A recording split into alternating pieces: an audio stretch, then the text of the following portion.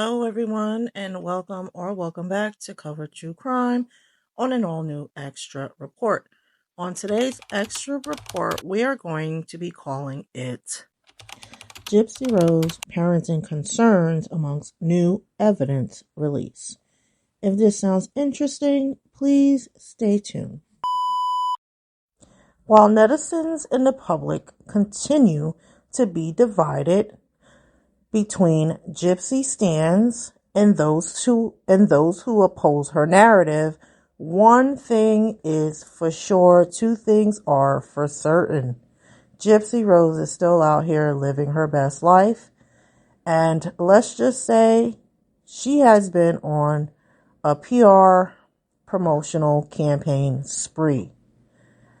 Last time I checked,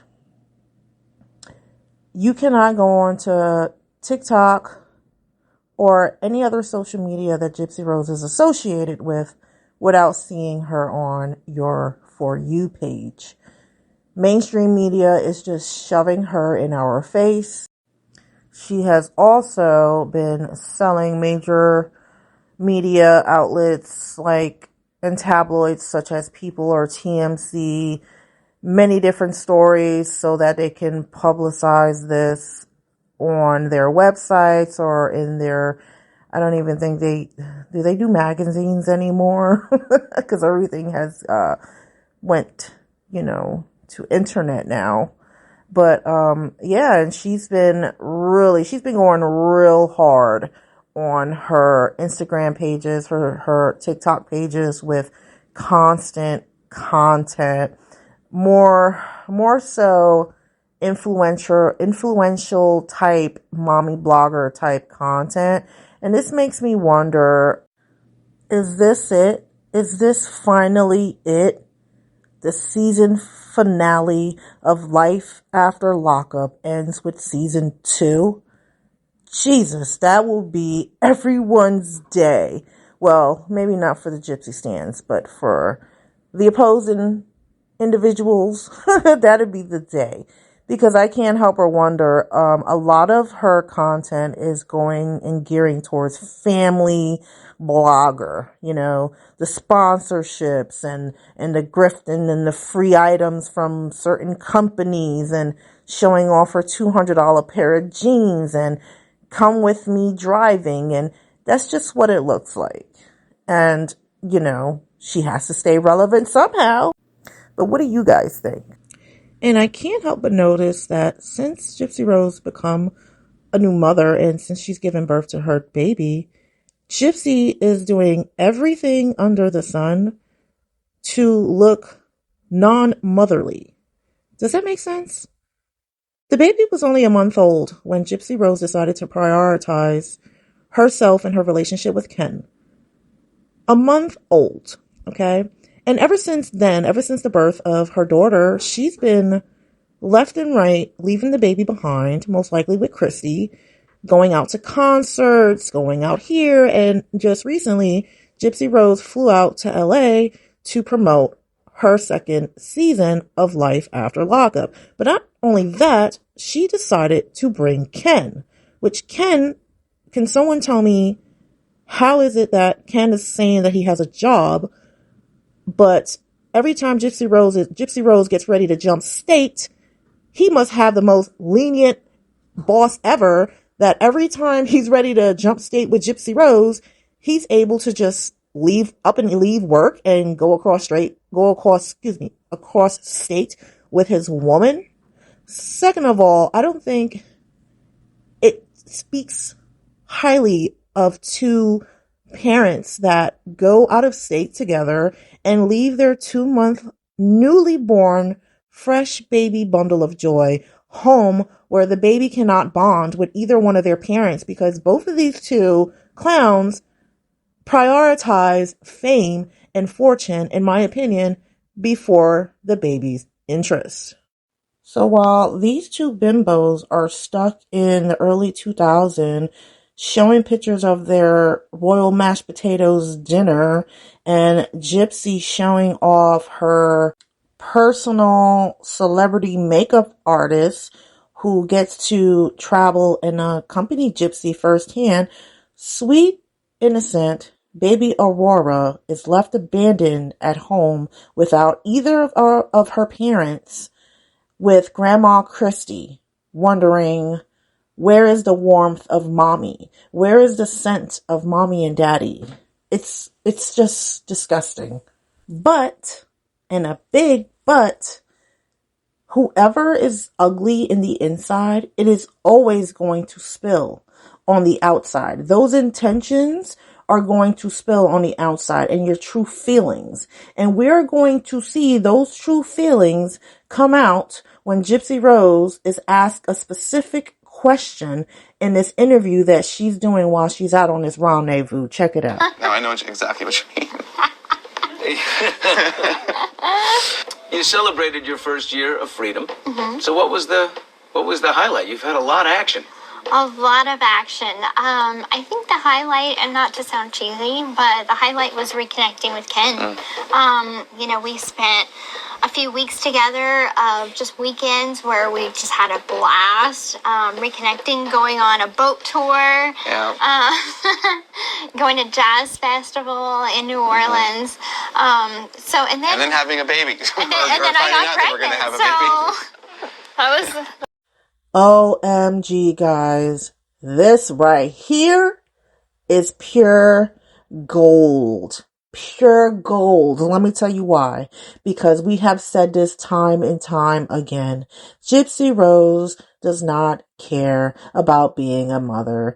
Gypsy Rose did not care about being pregnant.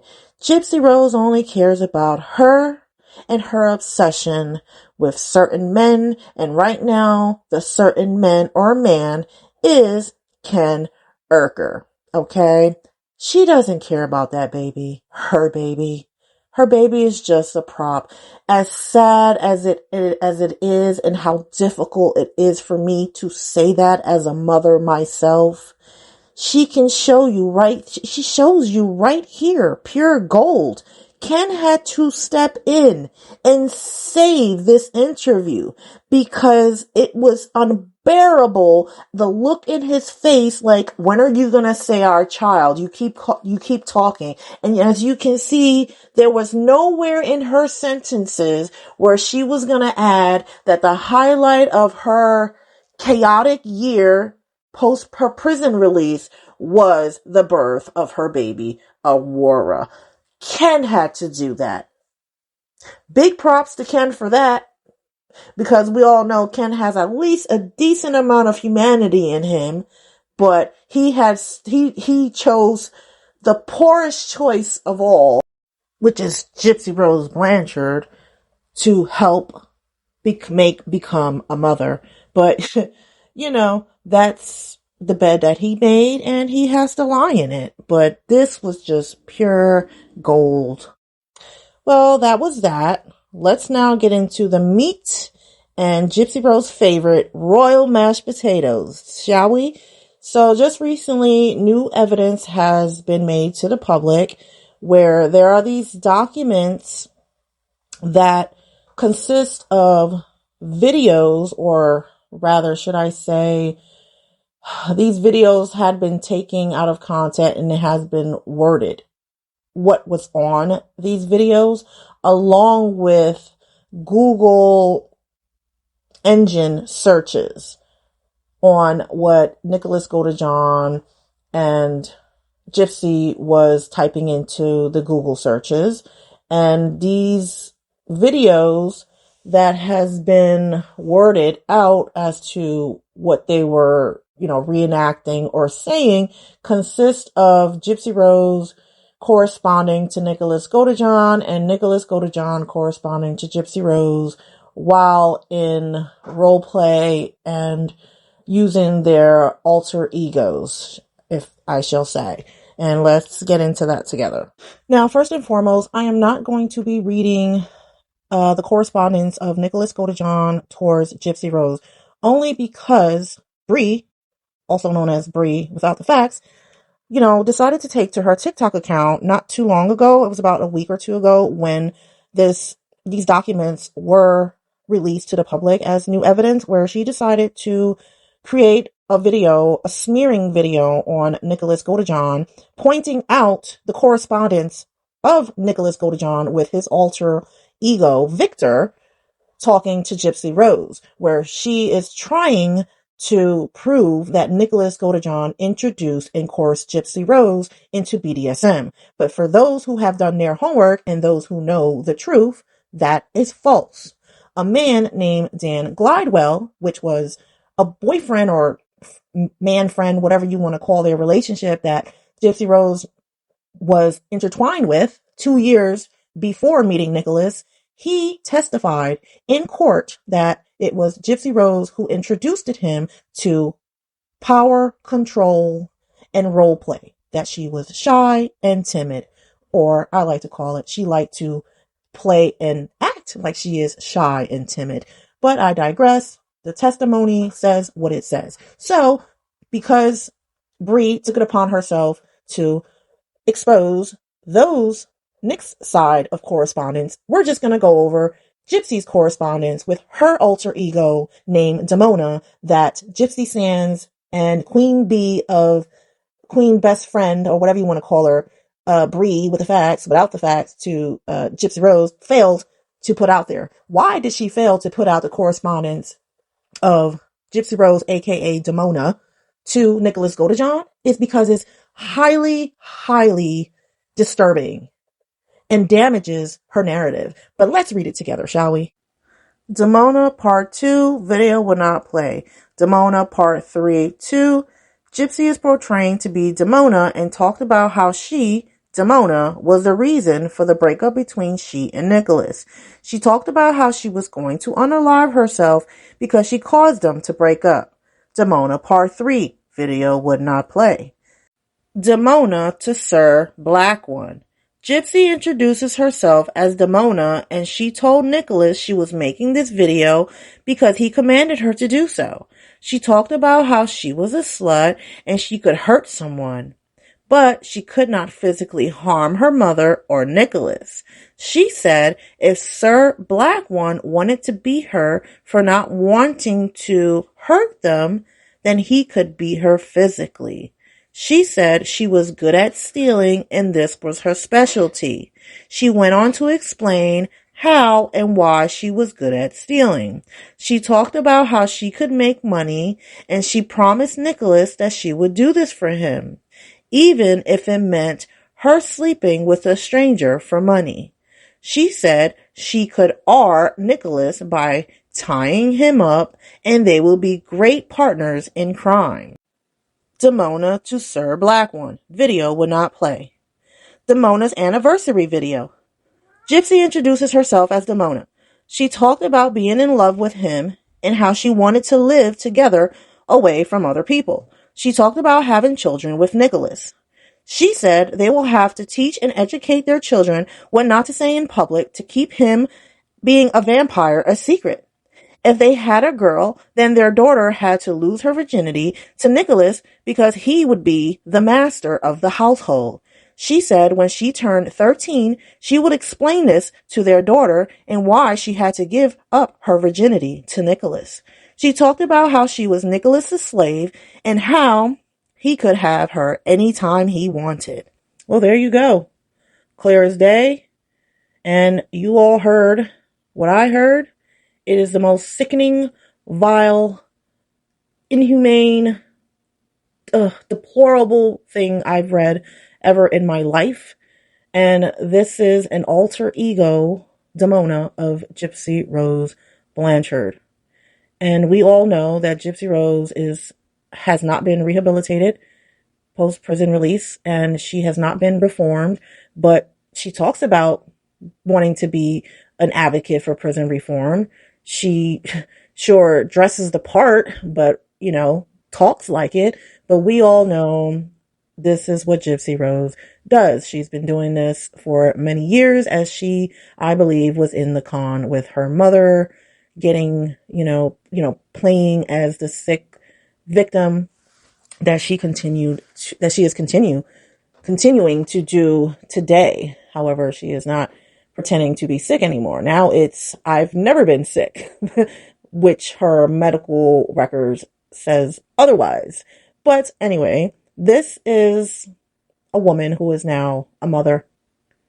I still can't fathom how God has blessed this vile human with an innocent human. But we can't question God. All we can do is pray for the best and for the health and wellness of baby Aurora. And at least we know that there is, I can't even say I know, because that whole family, in my opinion, is depraved and they are not right. So I can't trust any of them with baby Aurora. So I just hope that, the proper authorities are being cautious, being that she is a felon to an egregious crime, to murder of familicide. And I think we spoke about this before. It should be a law where anyone who commits, not only familicide, who unalives their own mother, they shouldn't be mothered themselves, because familicide is the act of unaliving a family member. So that can be your own child. That could be your mother. That could be your father. So put 2 and 2 together. Gypsy Rose should not have a baby. But the baby is here, and all we can do is pray for the health and well-being of this baby and hope that, the proper authorities are on standby and they are paying very close attention, because you can't make this shit up. Okay. The evidence was not entered into discovery because she accepted that plea deal, and everybody out in the fucking media decides to keep a goddamn blindfold on and not do due diligence and basic journalism, who, what, when, where, and why, and look into the evidence of who this individual is that you're putting on a freaking pedestal. It is disgusting. It is horrific. It is saying something horrible to our youth. I've witnessed firsthand where I've seen, I don't know what the ages of this individual was on this comment that I saw, but they said, hey, I don't like my mother either. I wish she was unalived, but I can't see myself doing it. You're a hero. It's just disgusting. There have been, juveniles that used Gypsy Rose's story as their school project, and it is just unbelievable.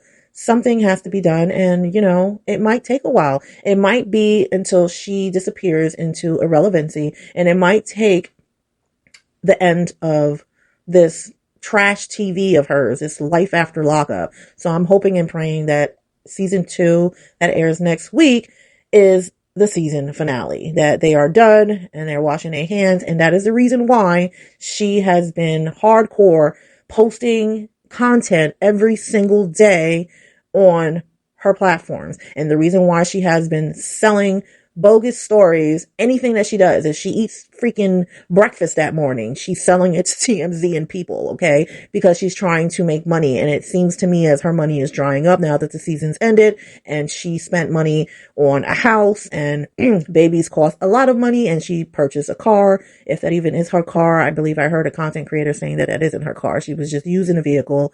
I can't remember. I don't watch every little single thing that she does, and I can't remember because I have a very, very busy life. But yeah, this is unbelievable. And I'm going to continue showing the truth, providing case evidence details into the truth of the Gypsy Rose Blanchard case in honor of Dee Dee Blanchard. And don't worry, folks, I am still working on that documentary format video that it's going to take a deep dive into all of Gypsy Rose's lies, and with the evidence following with source material. So everything will be there. But I'm going to now end this video. I hope you guys enjoyed it. As I always say, please leave your comments and your thoughts down below. I always enjoy reading them and engaging with you guys. And until next time, please take care of yourself and be safe. There are plenty of Gypsy Roses out there. Love you. Bye.